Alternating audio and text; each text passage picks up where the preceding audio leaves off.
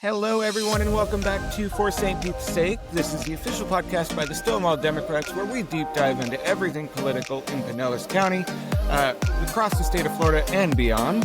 My name is Christian Hotchkiss, your host, as always, joined by my fabulous co-host, Laura Gerken. Laura, how are you? I'm doing wonderful, Christian. Happy Scorpio season. It We is start it's the Scorpio today. season. Libra season is hmm over. I'm sad because It's I'm a my Libra. season. I'm Scorpio, so it's my time now. So, yeah. That's why we get along so well. That's why we get along. Exactly. Um, awesome. Well, we have a fantastic guest joining us today. We have Felipe. Sorry, I'm terrible with names. Please forgive me. He's running for State House, and I would love to introduce him. And he is going to give us a little bit of his background. Hi, Felipe. How are you, Felipe? Hello. Well, first things first, I'm a Pisces. So, Oh, Oh, T. Okay. water all right. sign alliance there, Yes. All right. Don't gang up on the air sign here. Don't gang up on the air sign. Well, it's so nice to be here tonight. Thank you so much. How do I even start? I was born in Brazil. I came to the United States when I was 14 years old.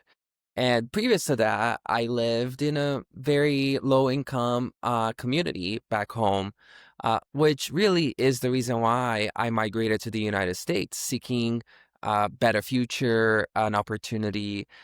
But really, that story starts with my older sister, who's about 10 years older than me. When she was only 18 years old, she said, I am breaking the cycle of poverty. I am going to the United States. And she scrapped a little bit of money that she was able to earn, saved, and came, but before she left, she said that she will bring me by the time I was 14, and she did. Um, I love that. which is, the reason why I'm here. But soon after, I became undocumented, which is the reality of millions of people in this country. And I was undocumented for 15 years of my life.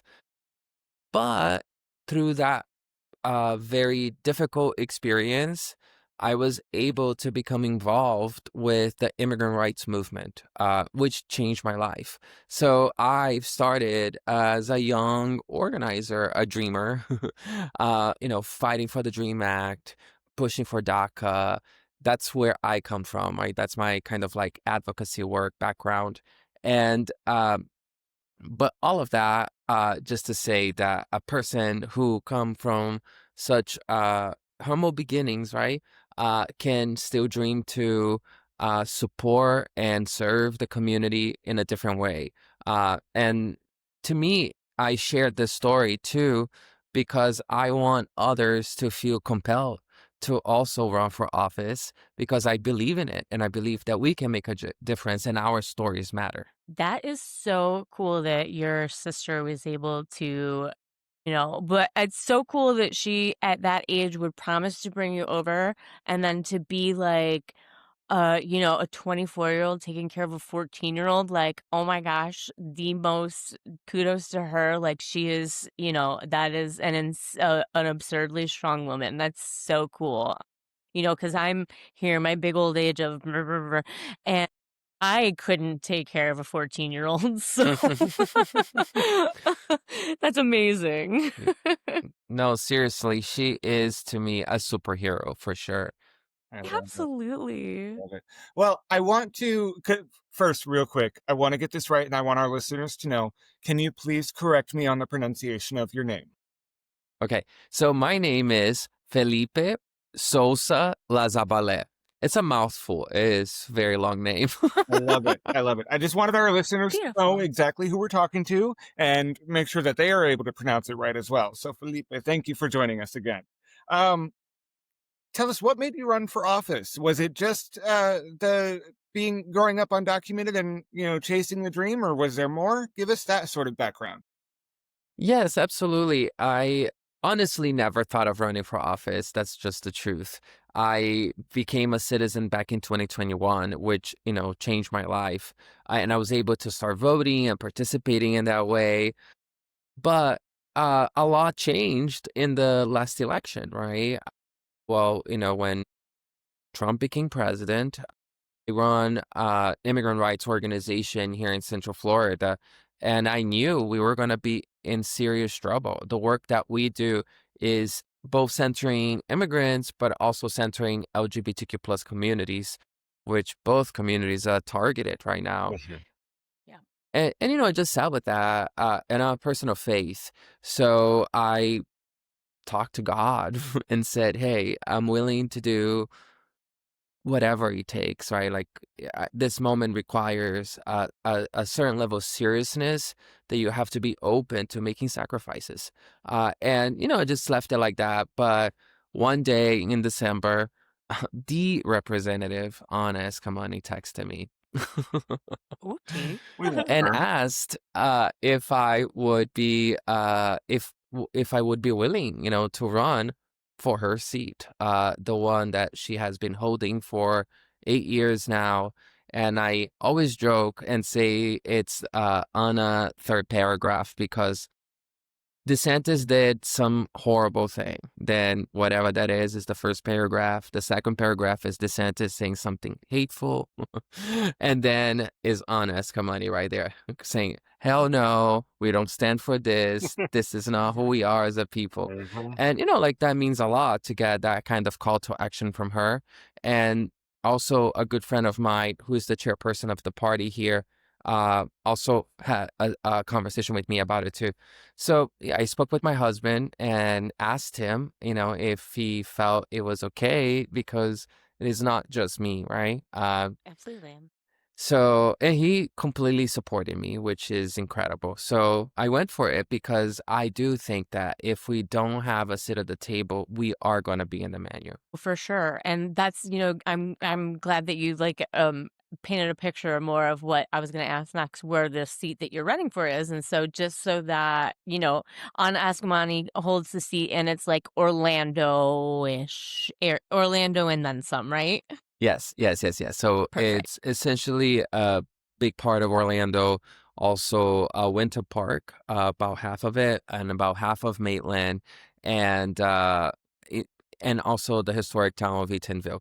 These are incredible communities, incredibly diverse, Mhm. and I really believe that Anna has done an incredible job at not only representing them, but supporting them. Because one thing that I find so incredible and I admire so much about her is her commitment to constituent services, Mhm. which is something that matters to me deeply. Because at the end of the day, when you decide to run for office, you should see yourself as a public servant, Mhm. and really be at the service of the community that you're working with, that you're representing. So that is something that I am very committed to as well. That's awesome to hear. That's yeah. Go ahead, That's really Christian. awesome, and it is really important because I feel like a lot of people get into office and then forget who put them there and why they put them there. They make a lot of promises that they don't keep, and we see that mostly on the other side, but also on our side too. Sometimes, it happens. So it's good to hear that you're committing yourself to constituent services, just like her. That's really important. Yeah. So give us a what's your background like as far as work and education and things like that? Tell us a little bit more, just because I want to know everything about you. No, yes. So I went to Miami-Dade College down in Miami, where I got my associates of in on international relations. What fun thing about my time at Miami-Dade College was that I was SJ president. So I guess that's the first time I ran for office. Very cool. And after that, I finished my degree in business and a minor in economics at St. Thomas University, also in Miami. So basically, when I came to the United States, I first settled in Miami, and I lived there for about 16 years, and that's where I got involved with the Florida Immigrant Coalition. And I actually moved to Tampa near y'all. Yeah. And I lived there for about 3 years when I was co-directing a national LGBTQ plus direct action organization that used to be called Get Equal. And I was living in Tampa actually. And then I went to New York City for a brief period of my life when I was the deputy director of a national organization called United We Dream, which is the largest immigrant youth organization in the country.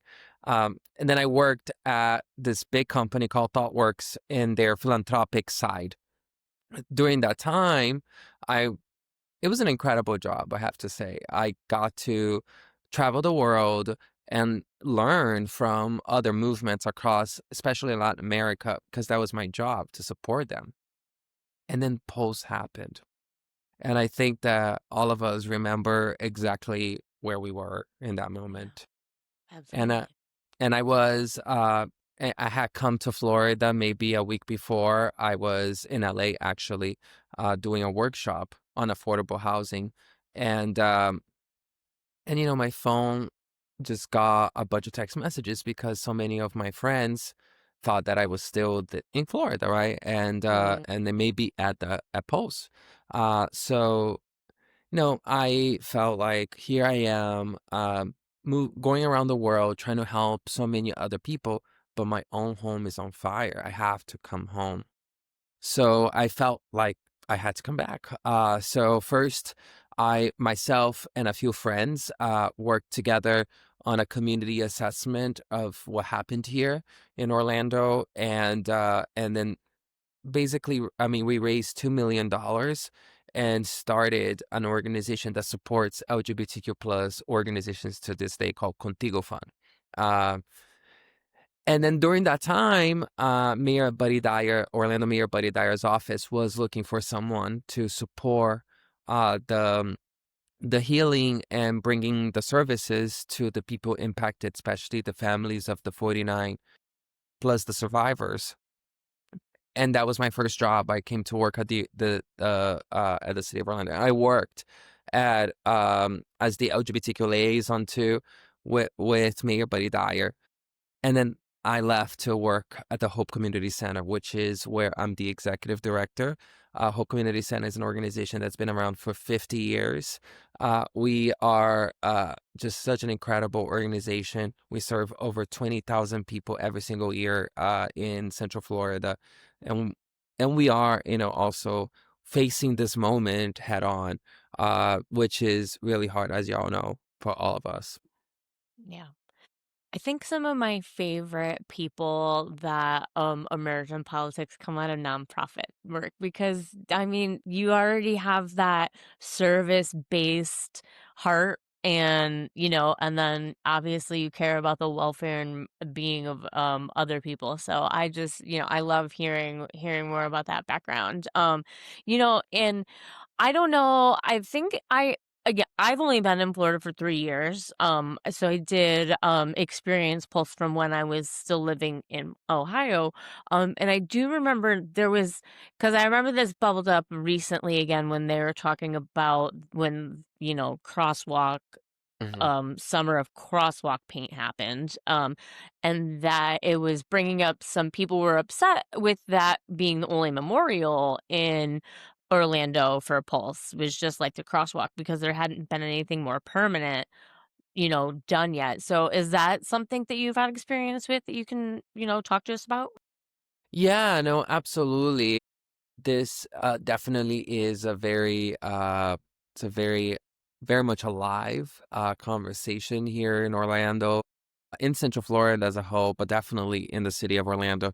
And Pulse is actually in the heart of District 42, which is the district I seek to represent. And what I have to say is that the city of Orlando is doing the best it can at this point, right? To try to preserve the site, start the process of creating a permanent memorial. But I do think that it is extremely, I don't know, just deeply disrespectful that the governor had the nerve to go in the middle of the night and disgracefully change our sidewalk, our crosswalk, which was put there because 49 people died right there. How Mhm. could you do that? And even before, even on top of it all, I guess, like, even worse is the fact that soon after post happened, he came to Orlando. He did like this whole thing. There's even pictures of him at the current memorial, and then to turn around, right, in the name of politics, because this is not, it's not her. These actually, as a matter of fact, these crosswalks made it safer. It is safer to have colorful sidewalk crosswalks versus other they're just black and white. Uh, anyway, all that to say that it's absolutely a waste of money, and just hurtful for no reason.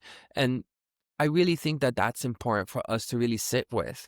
And I hope that it becomes a call to action, because as long as we have the supermajority of Republicans in Tallahassee, that's what we have to deal with. And I am sick and tired of waking up with less rights than the night that I went to sleep at, right? We have to change this.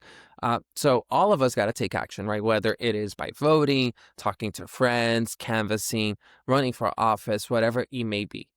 It's time to take action. Absolutely.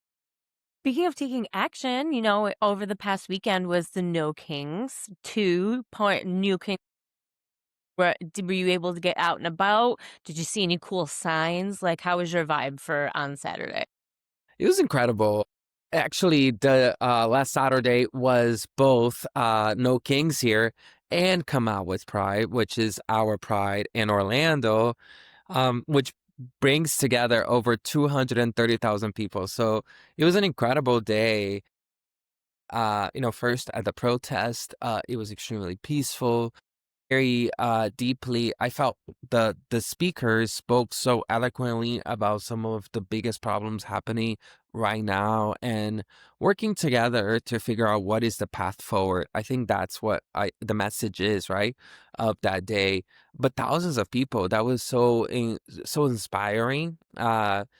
And then I basically walked over to Pride, which was just a beautiful display of love. I got to walk the parade with Congressman Maxwell Frost, who was dedicating the time there, right, the parade, to the issues happening against immigrants right now.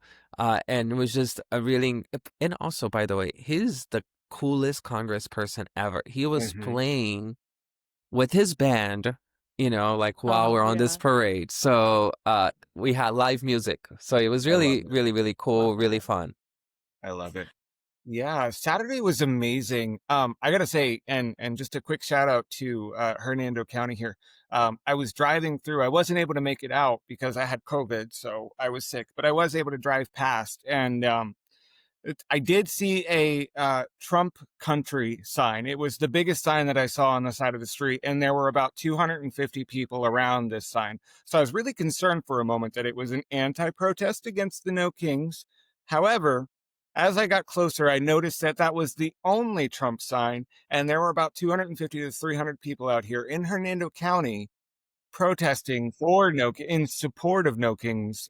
Like they were there for that specific reason. So it was incredible. I think over 7 million people across the country, if not the world, came out.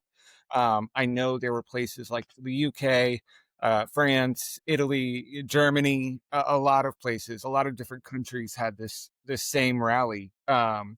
And it was really amazing to see. So thank you for going out and being a part of that. No, absolutely. I do believe in the power of protest.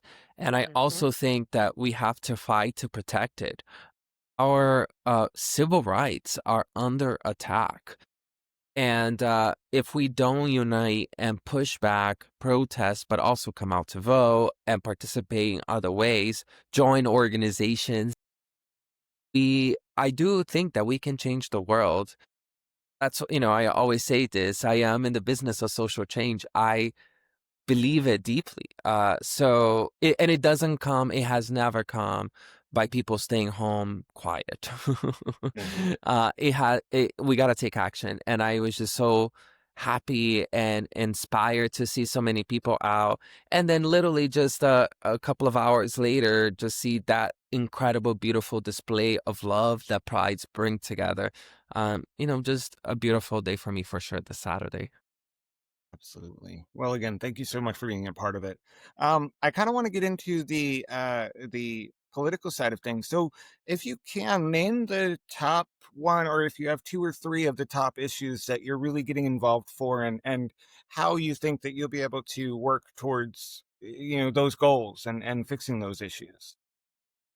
Yeah, well, I think that first this we all know here in Florida that it's getting really expensive to live here and Hmm. difficult and honestly in such a way that it makes so many people cannot live a life where they thrive. People are barely surviving. So Hmm. knowing this, even as a someone who grew up as a working class immigrant in this country, uh, it what I really want to do first is to fight for affordable housing. So my first bill will be to protect the Sadasky Fund, which allows us to have funding to build affordable housing. Now that's a long-term solution that we have to work towards, right? And at the same time, work with local governments so they create different policies and ordinances that allow for mixed-use housing and to avoid the sprawl that it's happening here, but I'm sure it's happening everywhere, really, in Florida, right? And the problem with the sprawl is not only a problem of development, it puts pressure on our infrastructure. It makes it more expensive for us to be able to have public transportation. So really working to so we can build up, right? But here in Florida, as a state representative, I will have to make sure and fight for our communities to have true home rule. So the local commissioners can make the best decisions for development in their community, which has happened here. And then the state has tried to take away. Now there's a lawsuit, we're still in it. But again, this is an attack, in my opinion, in democracy because we have local elected officials that know what's best for the local community, and we need to respect that. So that's going to be a really big effort and focus. Uh, and then also working towards raising the opportunity for folks to have good jobs. So I do believe that we can merge our efforts towards climate change by also building an effort to create green jobs, which would include trade schools and supporting our local community to transition and get good jobs, and making sure that the minimum wage of $15 doesn't get reduced by efforts of Republicans that are trying to change what a job or an internship is in Florida. These are the things that I'm going to be very focused on. That's wonderful. And I do love what you said about trade schools because, you know, we got to call a spade. And, it's rough. The education's rough out here in Florida. I blame a lot of that on George W. Bush. He left several million children very far behind with his No Child Left Behind policy. I read somewhere recently that I don't remember if it was nationally or here in Florida, that about 50% of sixth graders are illiterate, like not reading, can't write. So I mean, how can we, and I do think part of it is, obviously the funding and everything and the lack of testings and blah blah blah. How can we do stuff like trade school or find something that would be interesting to the kids to like hopefully help some of this? Well, I think that first of all, we have to protect public schools. There's definitely an effort to privatize our schools through the vouchers that is just hurting. The schools are bleeding, and it is unacceptable what's happening there. And then on top of that, because of the inhumane immigration policies across the state, immigrant families they're afraid to take their kids to school. That is also causing the population of students to go down. Here in Central Florida, here in OCPS, right, our Orange County Public Schools, to give you an example, nearly 3,000 kids didn't come back to school this year, and they were immigrant kids. So all of that is causing chaos in our communities, and it is created as a distraction. So Republicans literally give their billionaire corporate friends so much money and then distracts us with all of these other efforts, saying that immigrants and trans people are not people, and therefore can be persecuted endlessly. And basically, we need to understand that in this moment, the effort towards discourse is so needed, and we need to continue to push for our power and our right to free speech, which is in danger. And we need to focus on pushing back on all of that too. Yeah, there's just it's and that's what you said. It's hard to figure out even where to go from. You know what I'm saying? Because you're just being assaulted on all fronts. Because and that just breaks my heart thinking about 3,000 little kiddos that a lot of kids in public school, whether they're immigrant or not, but just a lot of kids that go to public school, like that's how they get fed for a day. That's how they're getting an other adult eyes on them, making sure they're getting, proper care and stuff. And that's just 3,000 kids that are just out in the wind. And that just, I don't know. That literally gave me shivers thinking about, that. Not, I mean, obviously education opportunity loss, but just, everything else that goes along with that too. It just breaks my heart. Uh, and so one of the things, like you said, with the cost of living the housing costs, our insurance rates too. So what do you got Yes. on insurance? No, I mean, we definitely need to change some things, right? So here in Central Florida, we have seen an incredible increase of home property insurances. I mean, as a matter of fact, I just got dropped from Citizens who I mean, literally, I have until May 2026 to get property insurance in my house again. And who dropped me? Citizens. Wow, what this is what we're facing, right? This is what we're up against. But here is what the Republicans decided to do.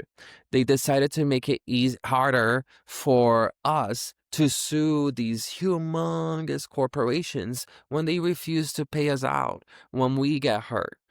They lowered the standards, so we don't know if they are solvent. If we don't know. We just don't have the answers. There's no transparency. So one, we need to create transparency. We need to know, right? And also, we need to cap some of these hikes. That's what we got to do. That's really what's going on here, right? Also, then comes Ron DeSantis to say that we should stop with property taxes, right? That's his proposal, his solution, which only means that that money that is for public safety, that is for schools, are not going to be there. And on top of that, which are critical services, Yeah. I mean, public safety, is paramount here, and it comes from that budget. And then what they're going to do, what they're also proposing, is to essentially double the sales taxes. So our everyday goods are actually going to get extremely more expensive. So, and the control of the money goes to the state versus the local community. I really think that this is yet another attack on home rule, which I think is so critical. Absolutely. It definitely seems like a concerted effort to limit the amount of control that local governments have across the board, not even just with taxes, but it's like with the school board and with county commissions and with even in St. Pete. Our city council really has been so restricted that they're only able to work on things like street signs. And, it Mm. just seems way too much of an issue, where they say that they're all about local government and small government and wanting to, limit who's in charge and who has the power, but yet they're taking power away from the people who need it the most because our local governments control our everyday lives. That's just the point, straight facts of it. Absolutely. And I think it's important for us to always remember that the reason why home rule exists is because of this concept that the people who are closest to the everyday life can come up with the best solutions for some aspects. And then the state is supposed to sort of like create laws that unify the entire state, right? That supports the local governments and stuff. But what's happening is every single time Ron DeSantis doesn't like some decision, he sends his Doge bullies down, or do something even worse, try to get people out of office, remove people out of office, Yeah. which has happened here in Orange County, when our state attorney, Monique Wardle, was wrongfully and undemocratically removed from her office, only to win her reelection again. That's the happy story there. Uh, but again, these efforts are anti-democratic and, in my opinion, anti-American. Yeah, well, he did that with a state attorney here in Tampa, the Tampa area as well, Andrew Warren, I believe is his name, and I'm not sure if his seat is back up yet or if he decided to not go, but yeah, I know it's just and then it's so funny, the way growing up, conservatism was small government, no, not, not, and by that it means like not only less taxes and stuff like that, but it's supposed to be less dictation by the government into your personal life. And here we are in the, year 2025, and all they want to do is dictate every single aspect of our lives. That's right. Um, and it's just the dichotomy of it. So how do you, and that's, I think that's, I mean, yeah, hopefully, you can go into the house and not be in that super minority. But, we're probably not going to, you know, probably not going to be like, close to fighting too, hard with them. So how are you going to plan like to work on that? Like, you've already got coalitions with other people running going on? Like, tell us more about that. Yes, absolutely. So right now, I am lucky, and I am so happy to have the support of some close friends of mine, like Representative Ana Escamani, State Senator Carlos Guillermo Smith, uh, Congressman Maxwell Frost. Right, these are folks who I have the opportunity to have as mentors, and who are amazing and are very supportive. And at the same time, because of my background in social change, I've also gotten the early endorsements of Equality Florida PAC, Flick Votes, SEIU, and Unite Here. So the coalition is growing, and we're working hard to continue to grow it, and it's incredible. At the same time, I am running against a MAGA Republican who is actually the reason why one of the cities in the district, Winter Park, doesn't allow pride flags. So there is, in my opinion, two very distinct and different candidates in this race. And if elected, or let's call it into existence, when elected, I will be the first dreamer ever elected in Florida's history, which I believe will be incredible for the state and a true sign that we are indeed going against the current, and in my opinion, the right way, while people like Trump and DeSantis are trying to dismantle our democracy and are going against our Constitution.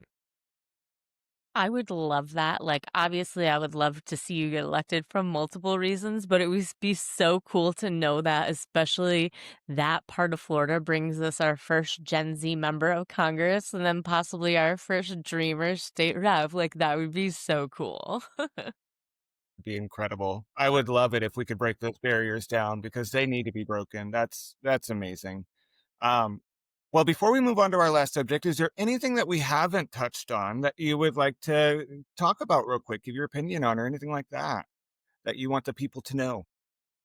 Yes. Well, one, I would love to have your support. Please come to my website, felipeforflorida.com, where you will see a 10-point platform with very detailed ideas on how we can really build a thriving together community where we don't have to barely survive, that we can actually thrive and we can do it together. So please come to the website. And also, I just want to say thank you for this opportunity to be with you tonight. It really means the world. Thank you so much. And thank you to the community of Pinellas and all across that part of Florida where I called my home for a little while. And it's so nice to be connected again in this way. Well, absolutely. And we Absolutely. love that you And joined us. I was just going to say, we'll put your website in the show notes too, for sure. Cool. Absolutely. And Thank we'll you. be tagging you on all of our socials that we can as well. So definitely follow along. And we want to have you back later on next year. We want to have you Yeah. back. We want to see how the campaign's going. We want to get updates and everything like that. So please, Cool. please come back. I would love to. Um, I would love to. so I think it's about time for us to move on to our last segment, which is our shout out or shut down. This is a portion where we get to shout out something positive or shut down something negative going on in the world or in local areas. I have a shut down, and it's a crazy one. Aren't they all? I have a shout out. What do you have, Felipe? Just Felipe, so we can I like to try to sandwich them. Okay. Wait, so do you want me Are to you do are you a shout out or a shutdown? I was gonna shout out. Okay, awesome. I have a shout out too. So we'll have you go first, then Christian, and then I'll go because I have and then we'll have a nice little sandwich.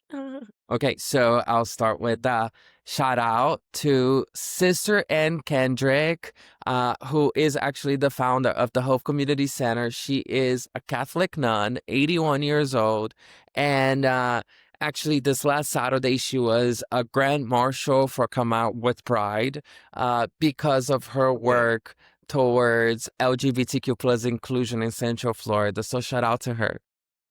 Yeah, I I love it. love that. That is so amazing. We love that. That's absolutely incredible. Thank you, because I didn't know that that was part of it. It's great to learn new things about that, and that's just such an amazing piece of information. So thank you.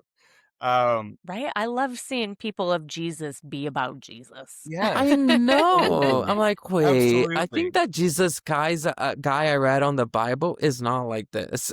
No, Exactly. no, I don't know what white man they put on those pictures, but that's not Jesus. Right. That's not our Jesus. I have a shutdown, and it's to our um really, really obnoxiously, I'm just going to call it stupid Speaker of the House, Mike Johnson, because he said some really ignorant stuff in an interview recently about Rep. Grahova, who was elected in Arizona by 70% in her district.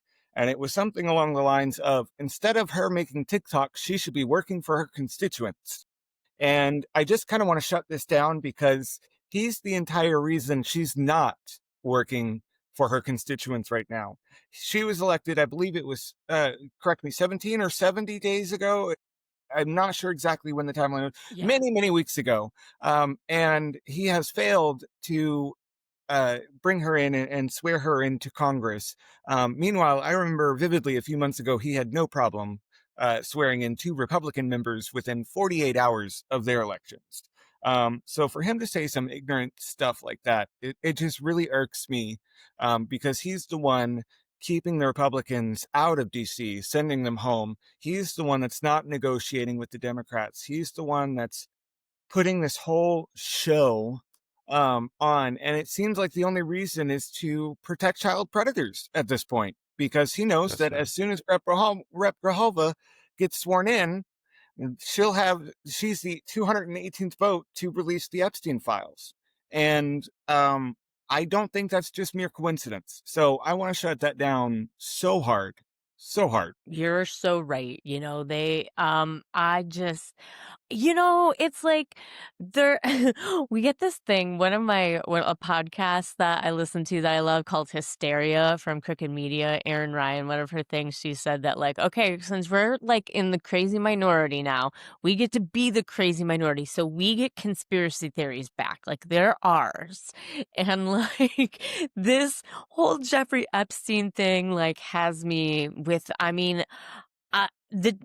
don't know, like, there's not someone on like our side, quote unquote, on the Democratic side whose name that would be on there that is worth this much torture over. Like, okay, Bill Clinton, sorry, all right, No one is worth we've this. been done No with one. him. No matter Yeah, what side they're on, no exactly. matter Bill who it Gates, is. it's fine. Who cares? No one cares. And if they So, are on that list, the second it gets released, we're going to be the first ones saying, send them to jail, prosecute them, get them out. That's the problem. exactly. They don't view that. They're hypocrites. Yeah. Yeah. So, yeah. Swear her in. Swear her in. So, Wear her okay, in. Well, we're gonna this end. Yeah. the state of Arizona sued in order for them to get I read that. representation, right? Yeah. Good. So Good. I hope this gets a quick resolution, but oh my goodness, yes, Christian, that is a definite hell no. Yeah. Absolutely. Yeah. So mine is a shout out, and it's probably not quite the shout out y'all are thinking, but I want to shout out the people who got away with the heist at the Louvre. Like, come on, during broad daylight when it had just opened. Like, I'm sorry, that is so classic. Like, I've just, like, all the TikToks I've seen and everything, it's just like I'm imagining like some very Looney Tunes situations going on in my head. So, if where everybody's stealing, the Trumps are stealing everybody's money through Bitcoin, I'm really proud that these people just went old school and just, and anyway, the Louvre probably stole those relics and jewels from indigenous communities anyway. So, it's just like tit for tat, I guess. I don't know.